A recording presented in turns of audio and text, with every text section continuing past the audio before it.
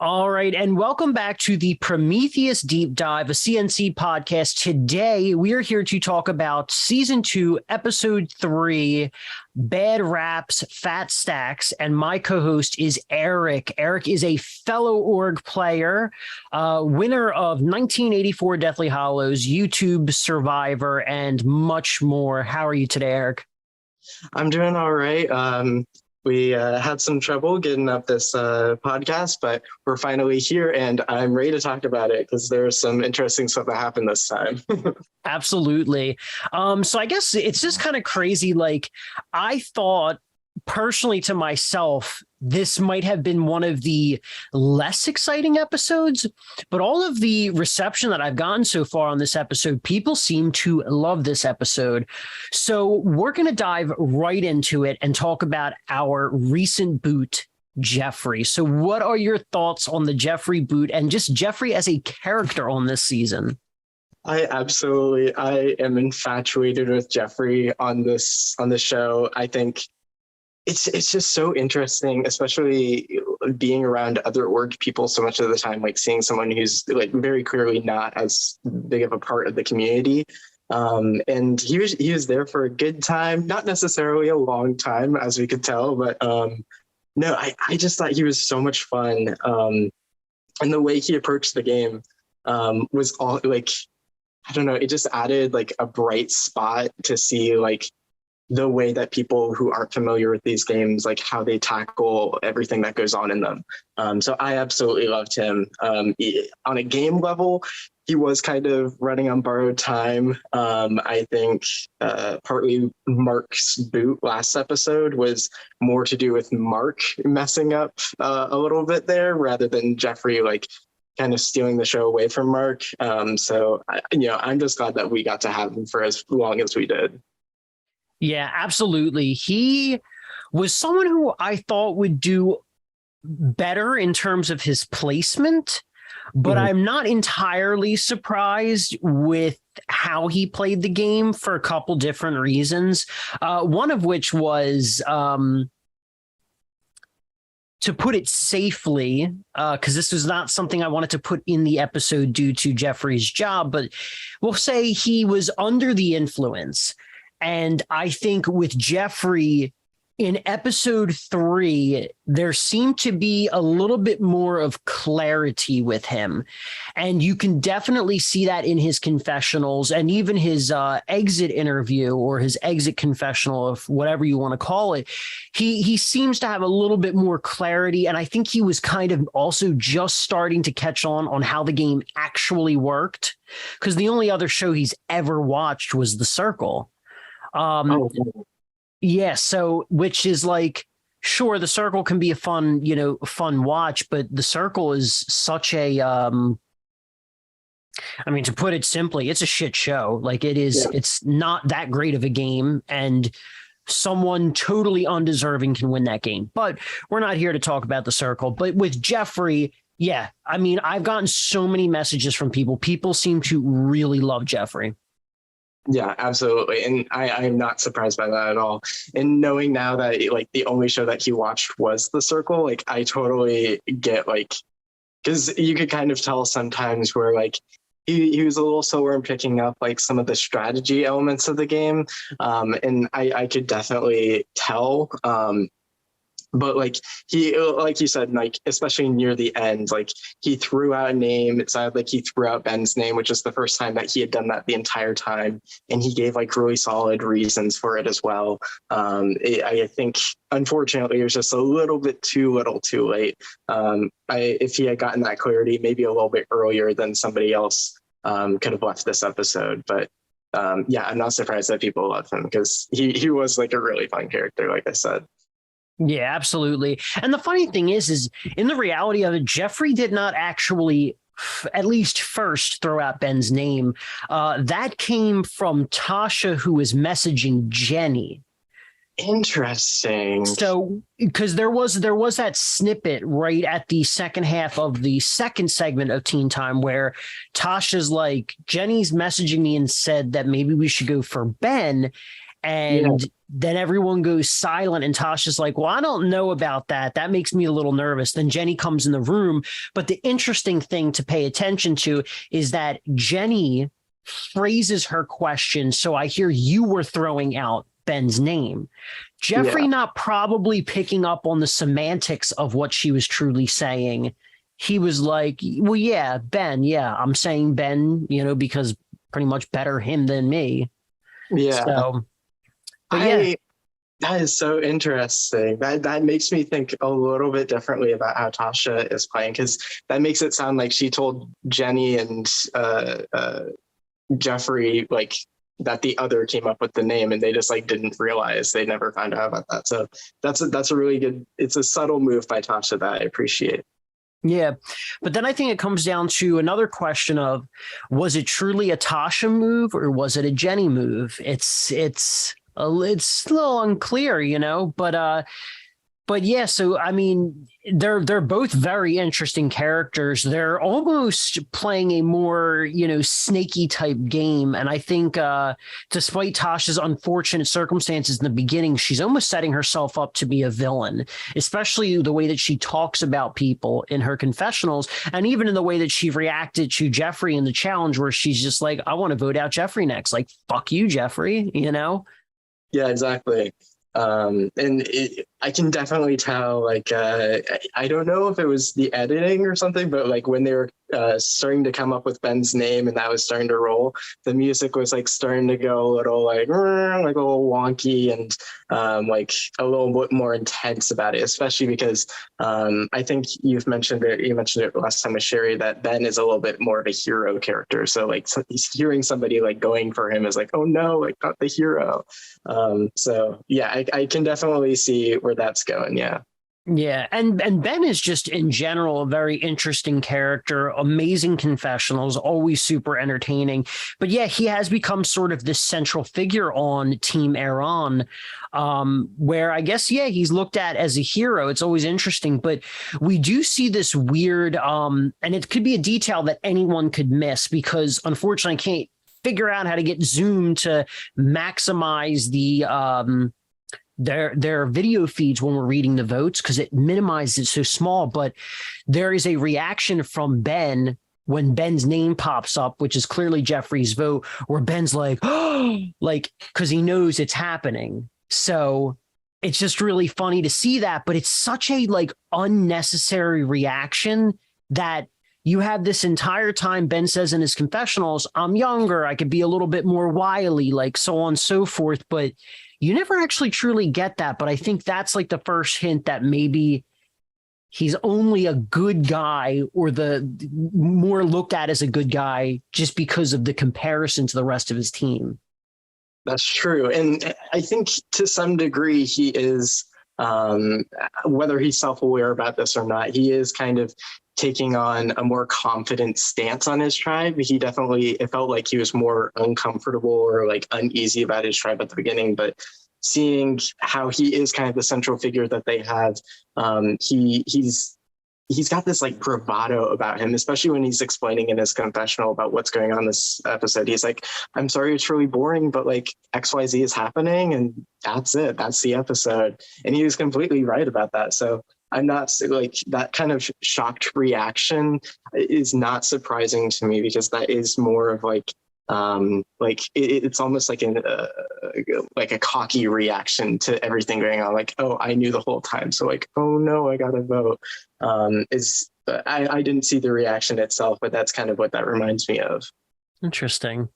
Yeah. So another big thing that I want to kind of cover is the coup. The coup finally happened at the end of the third episode. So we will potentially see a new elder going into this fourth episode. So what did you think about the whole coup situation? And what do you even think about Jocelyn as the team elder?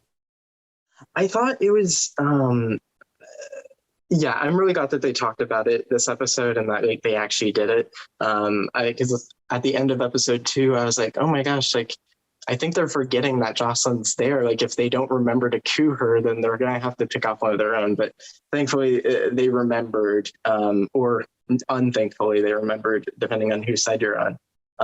But Jocelyn, I don't know. I feel bad for her, but I also think she's not valuing the position that she's in as much as she should. She understood that, she has immunity. She can kind of sit back. She doesn't have to take the charge for a lot of these votes. But at the same time, I think it almost moved to a very passive role on the tribe. Like anytime there were too many people in the room, she was always like, well, I can't vote, so I'm going to leave. And that always left her with the minority group of people, no matter what room she was in, basically, in terms of the vote. So I think, unfortunately, especially when they were the four in that other room, the very first vote, and they were all like getting along really well, and they're like, "Oh my gosh, like yeah, let's do." Remind me who the first boot was again? Ariana. Yeah. Ariana.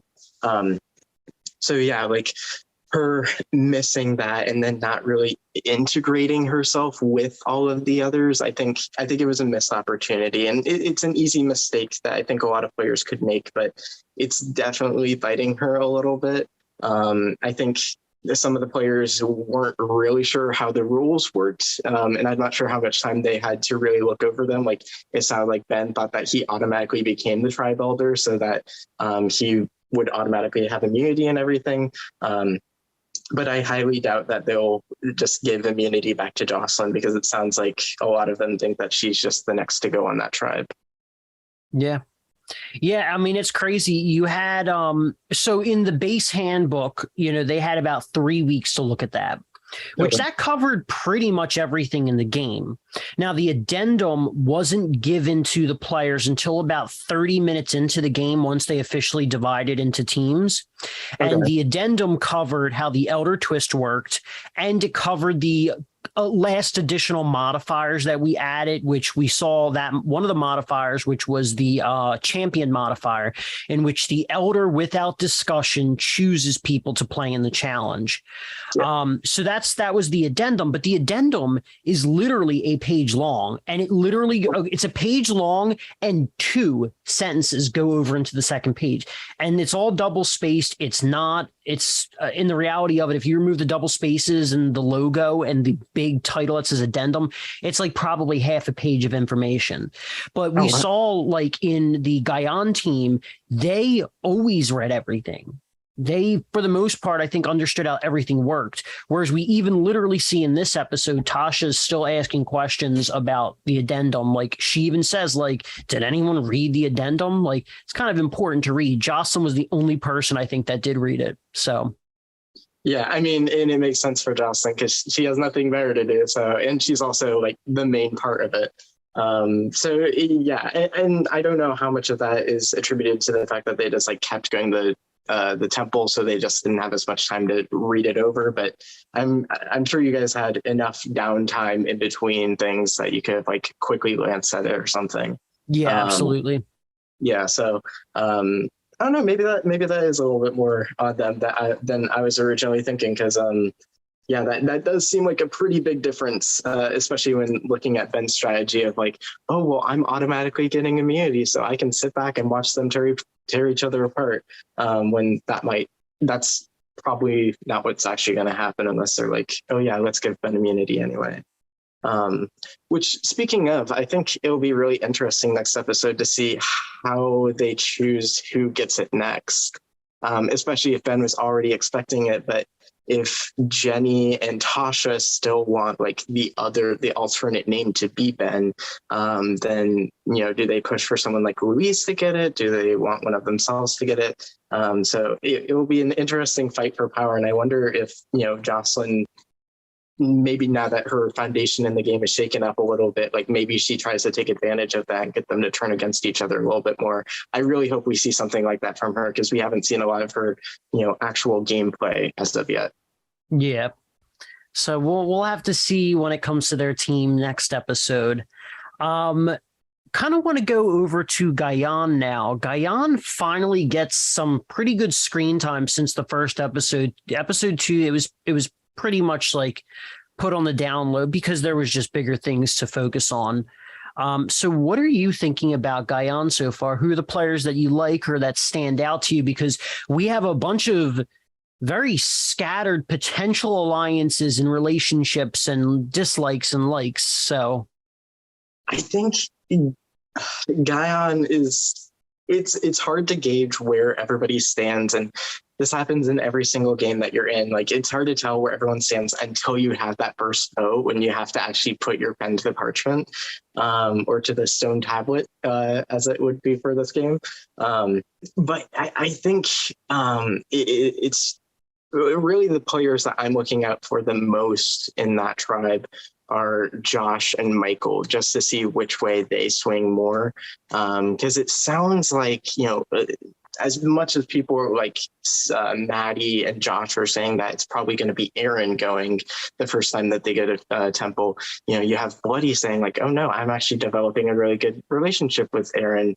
And Michael and Josh obviously have like their little connection with her from that like tiny little second in that breakout room. I'm interested to see if the entire tribe's like, okay, well, it is what it is. Yeah, we're all going to go for Aaron, or if Bloody's going to push back a little bit.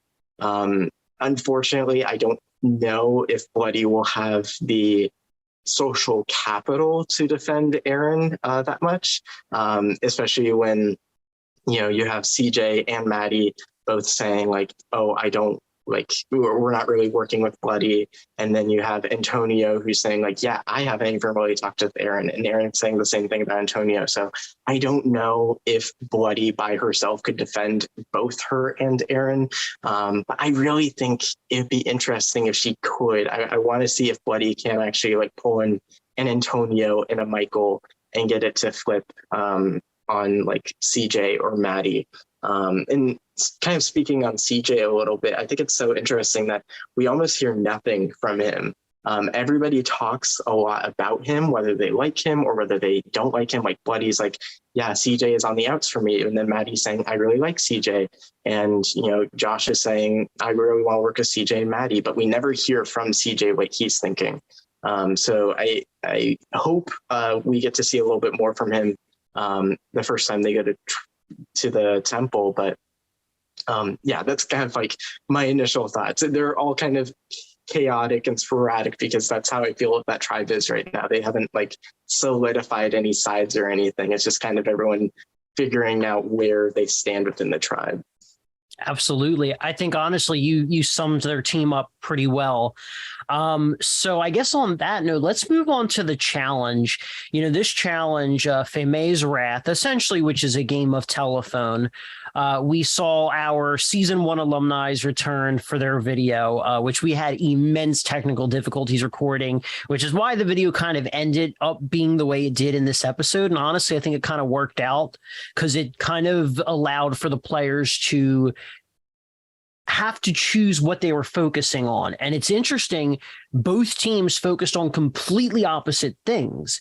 We saw Guion, which started off with Antonio, who focused on the details, whereas we saw Ben pretty accurately or relatively accurately memorize the lyrics, what they were talking about rather than the details in the video.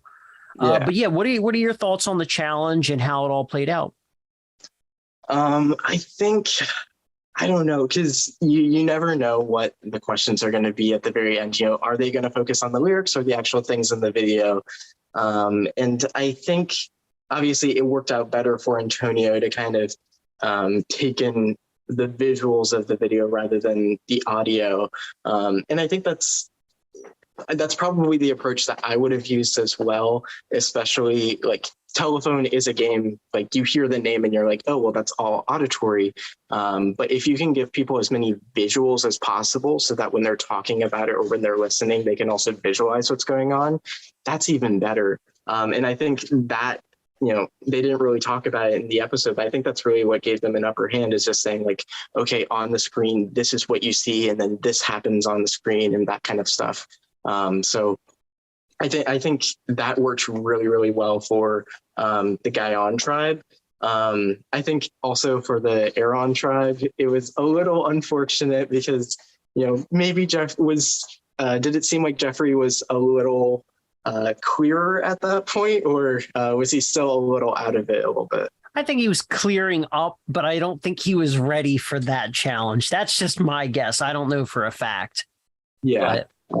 And I think, I don't know if Jocelyn did it on purpose, or if she didn't have as much faith in herself or Tasha for that challenge. But when I saw that Jeffrey was there, I was like, oh, that's either setting him up to fail or like she clearly has a wrong read on what's going on. I think unfortunately with him being there and Ben just like spitting out every single fact that he knows, it was just a bad combo with those two right next to each other. Maybe if Jeffrey was like all the way at the end answering the questions or something, it would have worked out a little bit better because maybe there's less information passed along at that point, a little bit more summarizing like he wanted. But yeah, it was just really unfortunate for the guy to be in that position. Yeah. See, and this even goes back to what we talked about earlier with the addendum, and we even saw the flashback of it too. Like Guyon read the addendum, and I did say in the addendum it might be beneficial for you guys to discuss your strengths. That's what Guyon did. They completely talked about what are you good at? What are you good at? So then, we had Tracy who knew, although she got a little bit of it incorrect, but it clearly worked out for them. Whereas on the other side, they didn't read the addendum. They didn't discuss the things in the addendum. They kind of did, but not really. We saw, I think, a little bit of that in episode 1, but they were not prepared. They were not prepared in the slightest. So yeah, just very interesting the way that turned out. And I cannot believe how the polar opposite reaction, like just Iran is just a team that is falling apart. Like it's insane. No, it's crazy. And like Ben even said it himself in his confessional after the challenge. He was like, "Oh, I'm for sure thinking we're gonna lose this next challenge because we cannot get our shit together." And that's kind of how it's looking, because I'm looking at the Guyon tribe and I'm like, wow, they have like Bloody for anything mental, and then it looks like they have some strong players if you do like another endurance challenge in the pre-merge like you did last time. But then when you look at the Aeron tribe, like I don't know if they have the same, like they're great game players, but I don't know if they're obviously they're not holding up in the challenges. So I'm sure that's frustrating for at least some of them. Yeah. All right. So moving on to our next segment, we are going to give out the Ember Awards. So for those who have not heard before, the Ember Awards are given out one by me and one by my co-host. And we award them to essentially the player of the episode, the MVP, if you will. Everyone's criteria is a little bit different, but what did you think about this episode? Who do you believe deserves the Ember Award? I think for this episode, obviously, I would probably count out all of Guyon because they didn't really have an opportunity to do anything, especially like strategically in terms of the vote. Looking at the Aeron tribe, I was actually thinking for a bit, maybe even like an underrated, or this is probably like my second choice, but not the winner of it for this episode. But I think Louise was very underrated this episode, and just in general, because every time you hear about her, it's everyone saying, I love Louise, I want to work with Louise. And are they saying like she's their number one? Probably not at this point, but she's in the center of everything, and she's not being like openly discussed for a vote like Ben is, like Tasha is, like Jocelyn is. So we don't see a lot of her confessionals either on the screen, but I think I want to look out for Louise, because she said that she's a rat. I haven't seen it yet, but if she can bring out a little bit of like sneaky strategy into her game, I would absolutely fall in love with her. But she didn't really do much this episode. We didn't see a lot from her. So then it really comes down to like, okay, well, the two big people who have been pushing the names on this tribe are Ben and Jenny.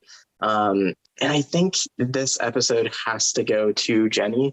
I think I would give her the Ember Award this time, just because, she did so many subtle things this episode. Like, for example, having, going to Jeffrey and saying like, hey, I'm hearing that you want to push Ben, like putting on him a little bit. But also she came up with, it was very clear that her and Tasha were not actually going to vote for Ben, but she was still coming up with ideas and saying like, well, he is a really good game player. And if we have a swap coming up soon, like, I'm a little afraid of him. And it's not like something to get him voted out immediately, but it's something to put in like Tasha's mind, for example, like, Ben is he's a little smarter than we were giving him credit for. And she actually says that in that breakout room. So I think that was a really good move on her part. And I think in general on the tribe, she's probably in the best position. Ben is the central figure that we see on the tribe. But I think if it really comes down to it and they have to get down to one person, I could definitely see it being, Jenny kind of getting to that spot. So that is who I would give my Ember Award to this time. Okay. So I came down to two names, and as of literally like 3 minutes ago, erased one of the names. So I officially have my Ember player. But the two players that I was debating between was Jenny and Ben, which has kind of been the thing that I've been thinking these like past 3 episodes. But I think at the end of the day, I'm going to give it to Ben. And the reason I'm going to give it to Ben is because Ben always, even in this episode, seems to show clarity. He is the central, in my opinion, he is the central figure of his team. He has a little bit of a trio. He talks to everybody. We see that he was trying to, potentially have this backup relationship with Jocelyn, and he has this curiosity towards Jocelyn as the elder. And then on top of all of that, as he does say in his one confessional, he offered, and even if it was a bit of a misunderstanding, he offered, graciously to take the position of elder. So he, in the process, did not vote Jeffrey out, but did potentially dethrone Jocelyn in hopes to become immune for the next round as the elder. So it's just like, he's making those moves, whereas we even saw in episode 2, he tried to play a little bit more passively and not fighting for Mark's name. He sort of conceded that control, but now it seems like he's kind of stepping up. So that's why I would personally give it to Ben, but everyone has their own criteria and they're all completely fair. And as I said, I was even debating between Jenny myself. Yeah. So on that note, before we conclude the podcast, do you have any final thoughts for the 3rd episode of this season? I'm really glad that I actually had a chance to talk about Louise like I did. Like I said, I'm really looking forward to seeing if she's going to become a bigger player. I don't know if she's just in the background because she's not as important to the overall story of the season, or if like she's going to emerge later. But I really am looking forward to her. Also really looking forward to Guyon. I think the power structure over there is very interesting, especially because Bloody is coming in so strong, and I would say like she is the person that a lot of people are always talking about. But looking at like who she has in her corner, she has Tracy, who can't vote and also can't be voted for. She's not even a shield for her. And then she has Erin, who everybody's saying is like, yeah, like she's probably going first. So I'm really interested to see if they have to get rid of somebody, how Bloody will react. So those are the two players I'm looking out for most. But yeah, I think that's basically everything that I had to say about episode 3. Okay. Well, you all heard it here. And thank you, everyone, for tuning in today. And thank you, Eric, for coming on. I really appreciate that. Don't forget to like, comment, and subscribe to Casey Needs a Co-host. And on that note, have a good day.